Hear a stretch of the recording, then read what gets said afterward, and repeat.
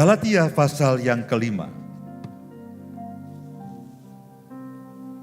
Ayat yang ke-16.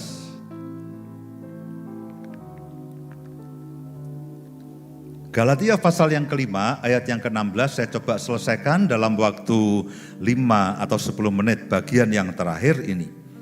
Judul perikopnya adalah hidup menurut daging atau Roh Kudus.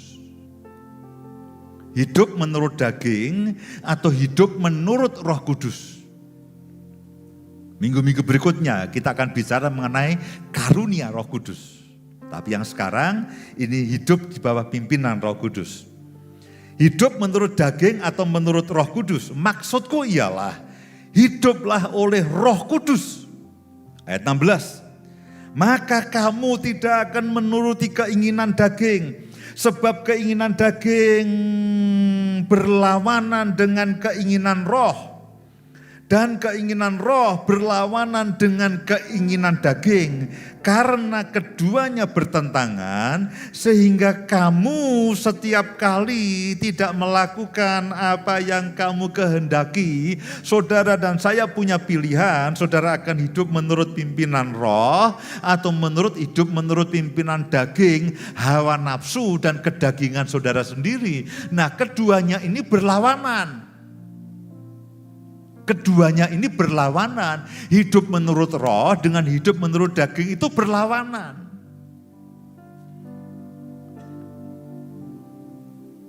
Ayat yang ke-18.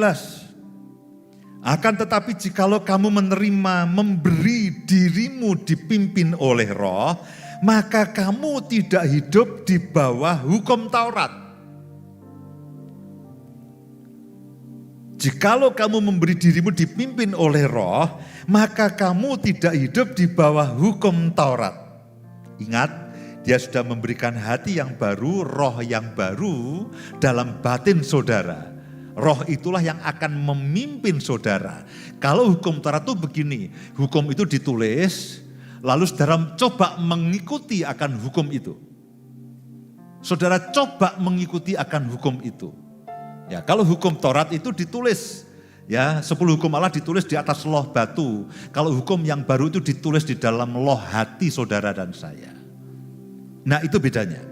Ya, itu bedanya. Kalau hukum Taurat itu kita mengikuti peraturan yang ada. Kita baca, oh begini, dan sebagainya. Kalau kita mengikuti pimpinan roh itu, Roh Kudus yang akan menolong saudara. Kita akan teruskan, kita akan tahu. Ayat 19, perbuatan daging telah nyata, yaitu percabulan. Nah, ini tanda-tandanya. Kalau saudara melakukan atau masih hidup di bawah yang akan kita baca ini, itu indikasi bahwa saudara masih mengikuti banyak pimpinan daging, bukan pimpinan roh. Ya. Perbuatan daging telah nyata, yaitu yang pertama percabulan. Yang kedua kecemaran. Hawa nafsu dalam bentuk apapun. Dalam bentuk apapun. Penyembahan berhala. Mengutamakan yang lain lebih daripada Tuhan. Sihir. Perseteruan. Perselisihan, iri hati, amarah, kepentingan diri sendiri, percidraan, roh pemecah, kedengkian, kemabukan, pesta pora, dan sebagainya. Terhadap semuanya itu kuperingatkan kamu seperti yang telah kubuat dahulu, bahwa barang siapa melakukan hal-hal yang demikian, ia tidak akan mendapatkan bagian dalam kerajaan Allah. Yang saudara dan saya lakukan itu menunjukkan saudara dan saya tidak hidup di dalam kerajaan Allah. Karena kerajaan Allah tidak ada hal-hal seperti itu. Saya berharap ini akan menolong saudara. Ya, ini bukan hal yang fenomenal. Ini akan lebih banyak mengkoreksi akan tabiat saudara, karakter saudara, dan kedagingan saya dan ke saudara. Ayat yang ke-22. Tetapi buah roh ialah kasih, sukacita, damai sejahtera, kesabaran, kasih ada definisi, ada ciri-cirinya yang lainnya, kesabaran, kemurahan, kebaikan, kesetiaan, kelemah lembutan, penguasaan diri. Dari yang kita baca terakhir, yang adalah buah roh. Artinya apa? Roh yang ada di dalam saudara dan saya itu mengeluarkan buahnya. Yaitu apa? Ya tadi, kasih, sukacita, damai sejahtera, kelemah lembutan, kemurahan. Itu semua adalah hasil karya roh dalam kehidupan saya dan saudara. Bagaimana itu bisa menjadi bagian dari saudara yang lakukan? Kalau setiap kali saudara bereaksi apapun, saudara akan memutuskan apapun, lalu saudara mendengarkan akan suara roh, lalu roh akan mengeluarkan buahnya. Bukan itu yang harus kamu lakukan, ini yang harus kamu lakukan. Itulah karya Roh Kudus dalam kehidupan saya dan saudara. Buah roh itu bukan begini, saya akan coba berlatih mengenai kasih. Bukan. Buah roh itu bukan begitu. Itu upaya saudara dan saya. Saya akan coba menyukacitakan diri saya sendiri.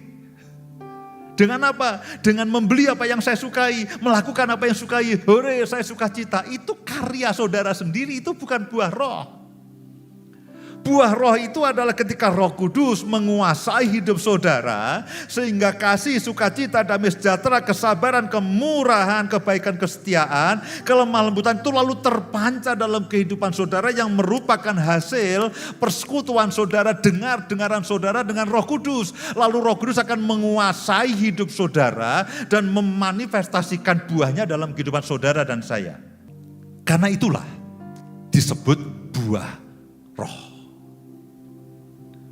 Nah, saya berharap dari definisi buah roh ini, saudara akan mengerti, oh ini nih.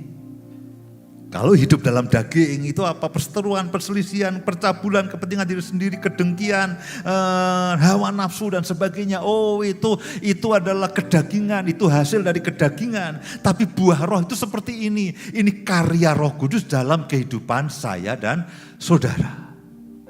Nah, ketika karya Roh Kudus, buah roh ini terus menerus termanifestasikan dalam kehidupan saudara, lama-lama saudara akan terbiasa dan itu menjadi kebiasaan dan itu menjadi karakter saudara. Karena itulah ada yang disebut dengan karakter Kristus. Itu merupakan turunan daripada buah-buah roh ini. Dan ini basic. Ini basic. Perhatikan. Ayat 23. Tidak ada hukum yang menentang hal-hal itu. Tidak ada hukum yang menentang akan hal-hal itu.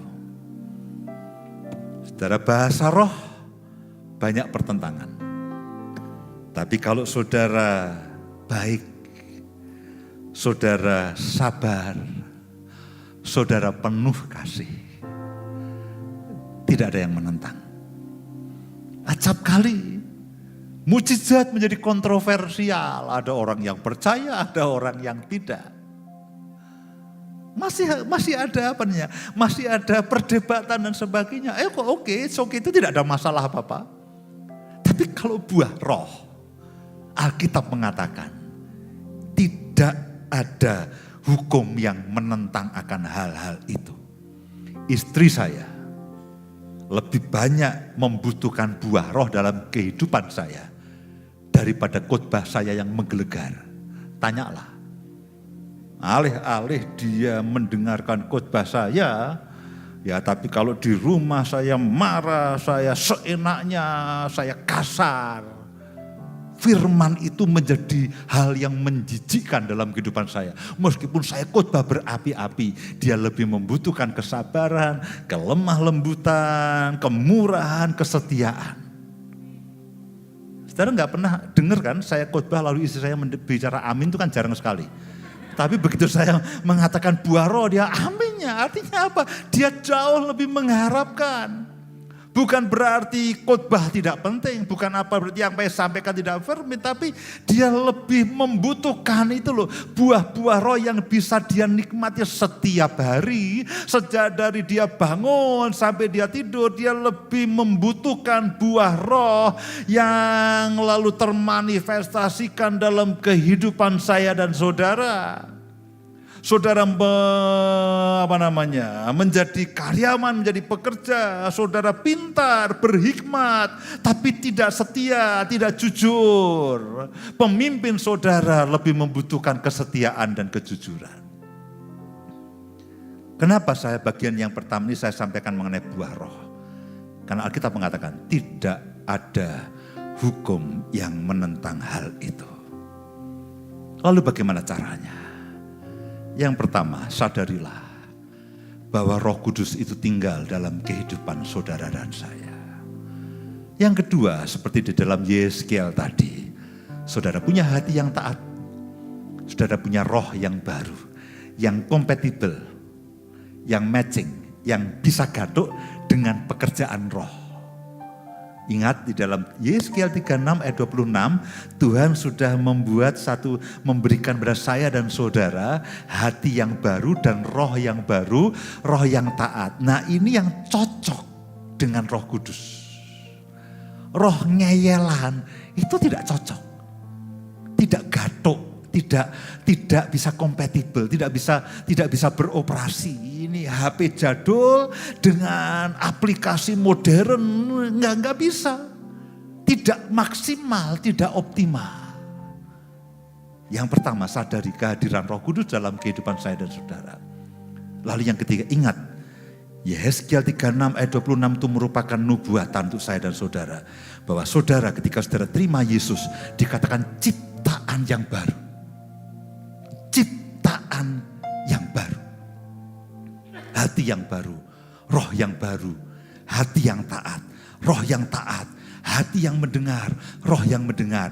Nah ini cocok dengan Roh Kudus. Dan Roh Kudus akan bisa beroperasi dan mengeluarkan buah-buahnya dalam kehidupan saya dan saudara.